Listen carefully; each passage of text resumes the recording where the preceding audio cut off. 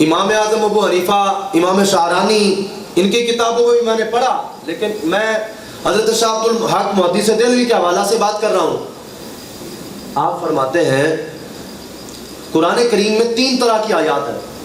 ایک وہ آیات ہیں جن کا معنی بالکل واضح ہے، جن کا مفہوم بھی واضح ہے، یعنی اگر اس آیت کو آپ پڑھیں گے تو اس کا ترجمہ لکھا ہوا ہے اور اس کا مفہوم بھی تفسیر میں لکھا ہوا ہے۔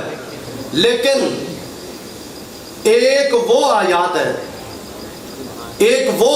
ہیں جن کا معنی تو واضح ہے لیکن مفہوم واضح نہیں۔ ٹھیک ہے جی، ایک وہ آیات ہیں جن کا نہ معنی واضح ہے نہ مفہوم واضح ہے۔ میں تینوں بتلاتا ہوں۔ جن کا معنی واضح نہ ہو، مفہوم واضح نہ ہو، ان آیات کو مقطعات کہا جاتا ہے۔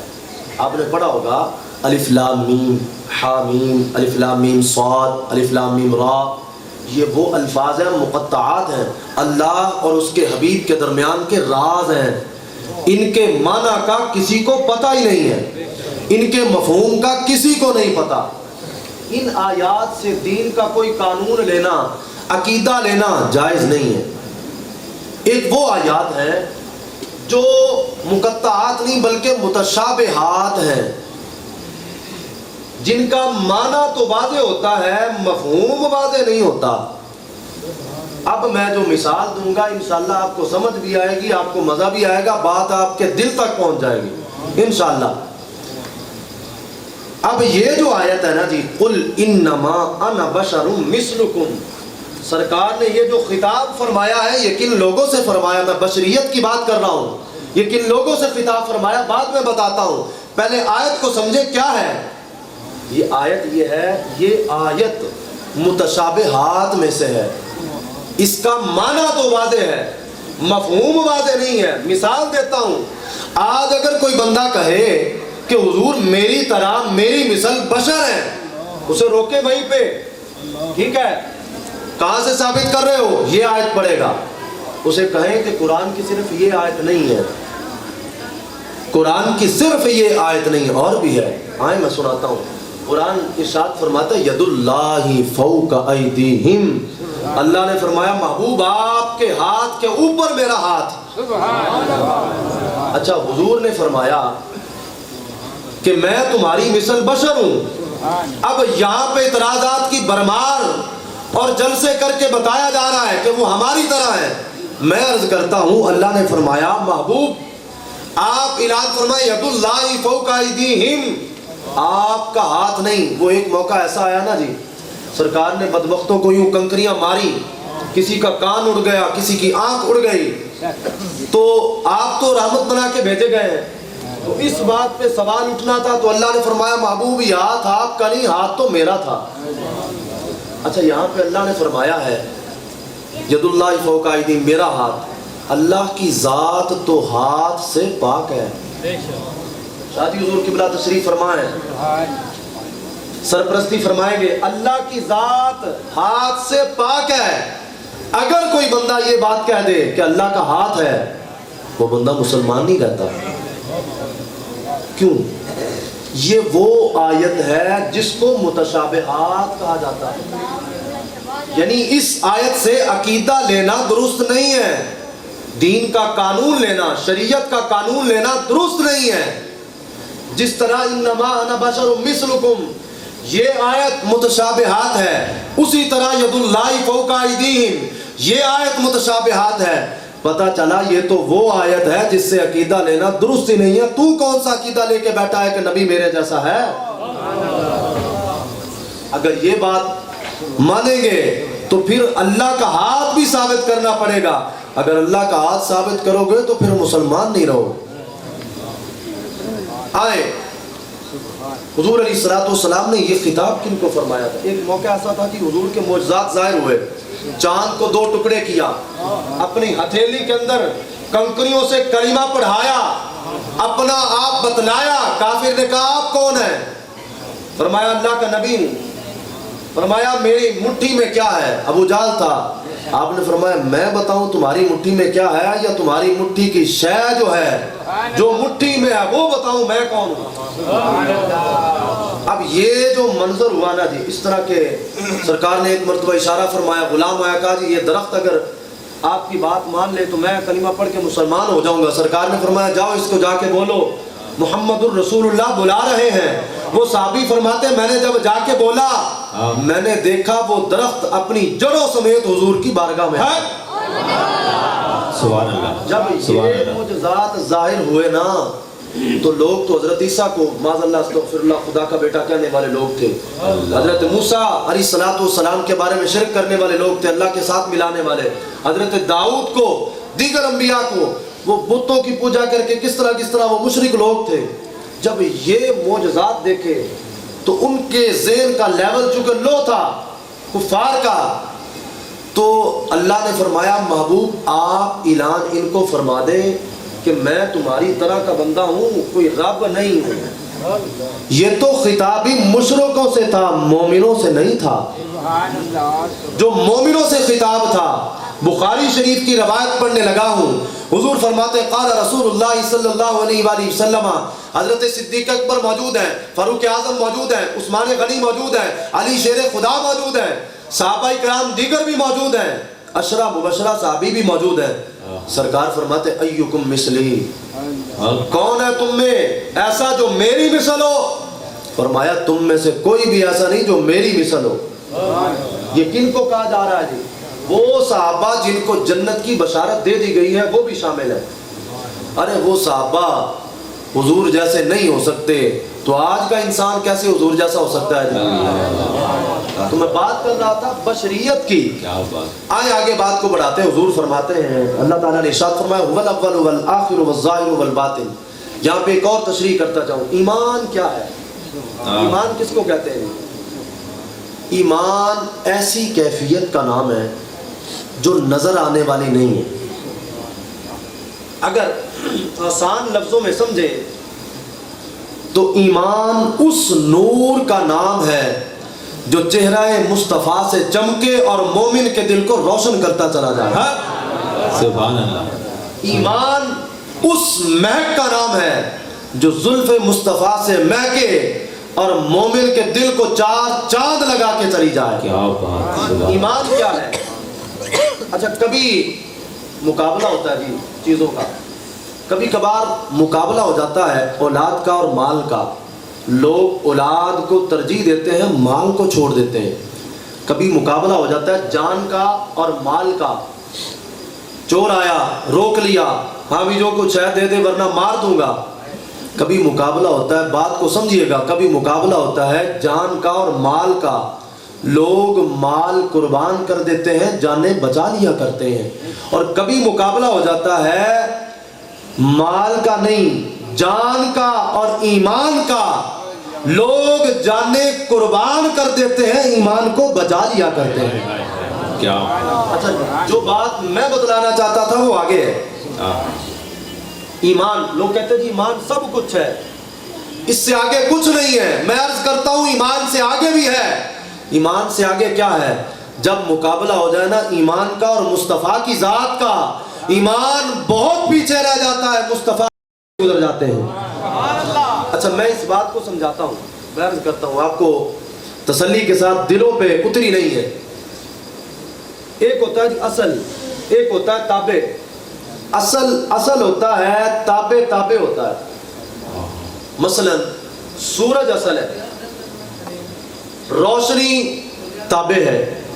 سورج اصل ہے، دھوپ تابع ہے۔ یہ جو لائٹ لگی ہوئی ہے اصل تو لائٹ ہے، جو روشنی ہے اس کی وہ اس کے تابع ہے۔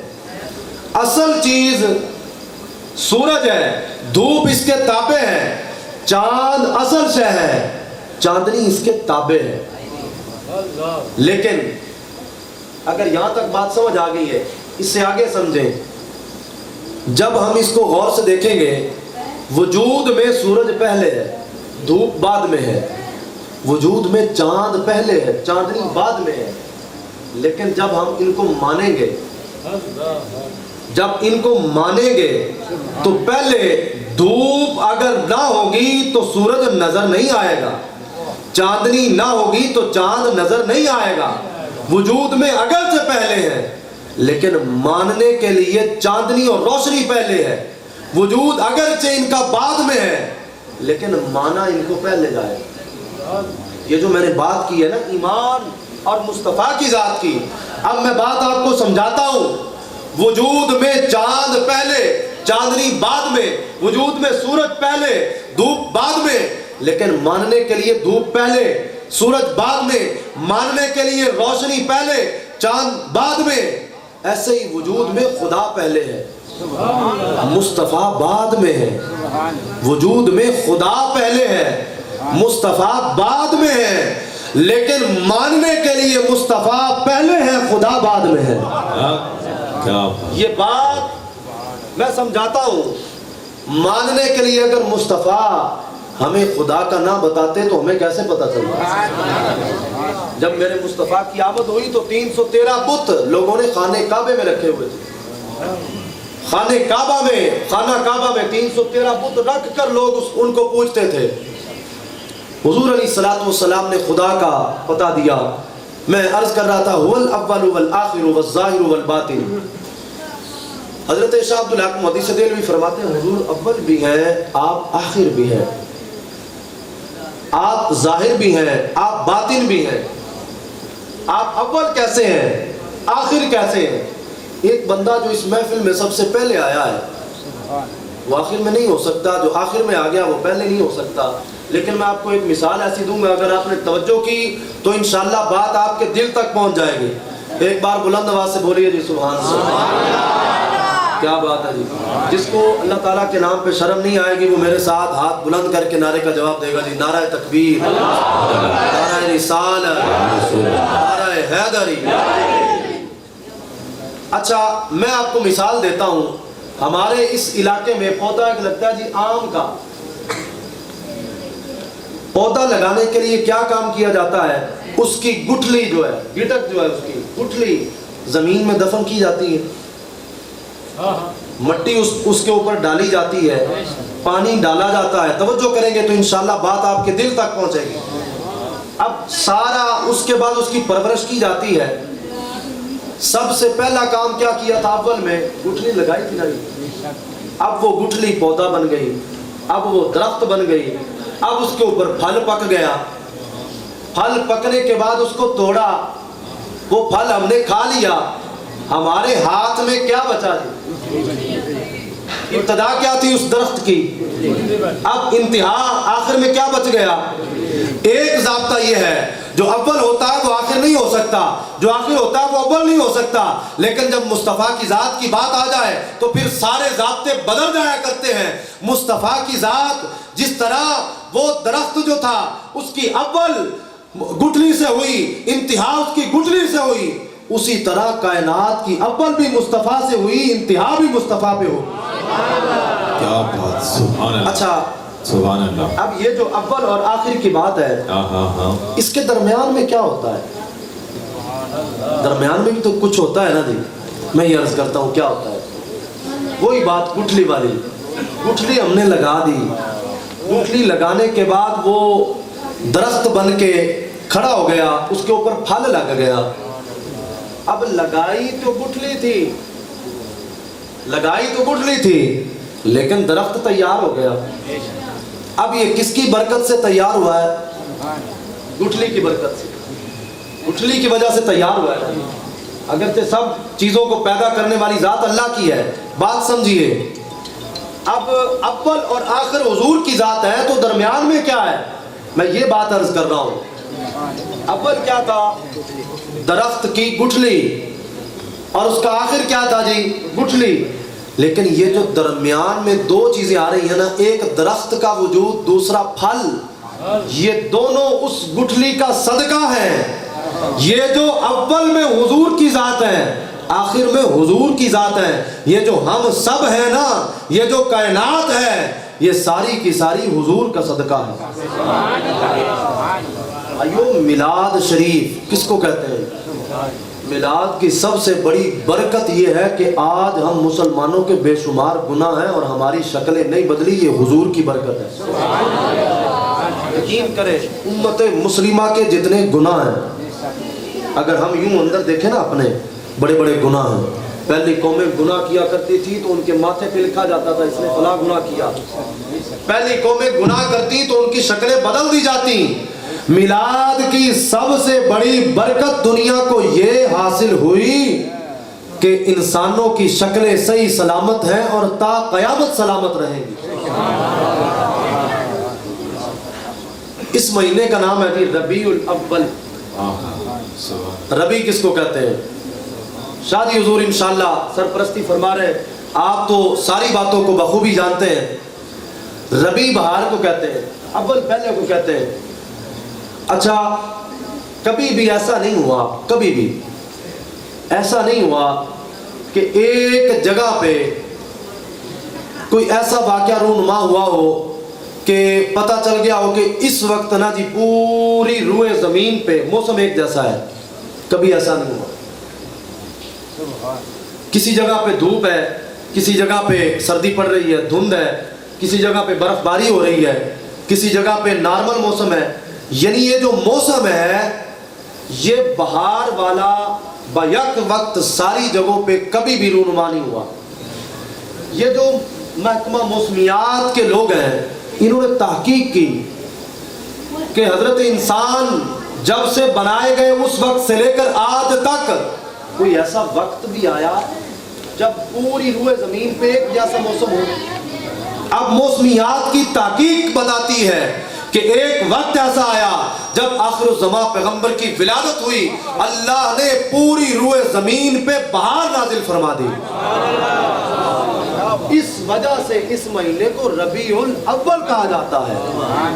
जिस वक्त हुजूर तशरीफ लाए थे उस वक्त रूए जमीन पे बिल्कुल बहार थी हर जगह पे।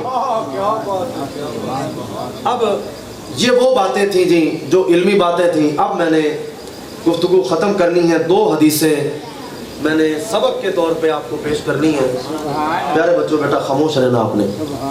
2 हदीसें मैंने इस्लाह के हवाला से और जिस मकसद के लिए मैं आया, नबी पाक के मिलाद में हाज़िरी के लिए तो आया ही आया, लेकिन साथ में एक दीन का दर्द और एक उम्मत मुस्लिमा का दर्द रखते हुए, आप सब मुझसे ज़्यादा रखने वाले हैं, ये पैगाम आप तक पहुँचाने के लिए आया। नबी पाक सल्लल्लाहु अलैहि वसल्लम ने इरशाद फरमाया, हज़रत अबू हुरैरा रज़ियल्लाहु तआला अन्हु इस हदीस का रावी है, मुस्नद शहाब की हदीस पाक है।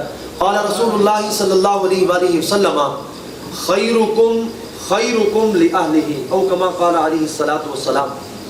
अब ये बड़ी बात मुश्किल मैंने शुरू कर ली है। मैं कोशिश करूँगा आपको समझाने की, और आपने गुस्सा नहीं करना चूँकि आपको गुस्सा आएगा। माशाल्लाह मजमा बड़ा बाज़ौक़ है, बड़े बाज़ौक़ तरीके से आपने सारी महफिल सुनी है।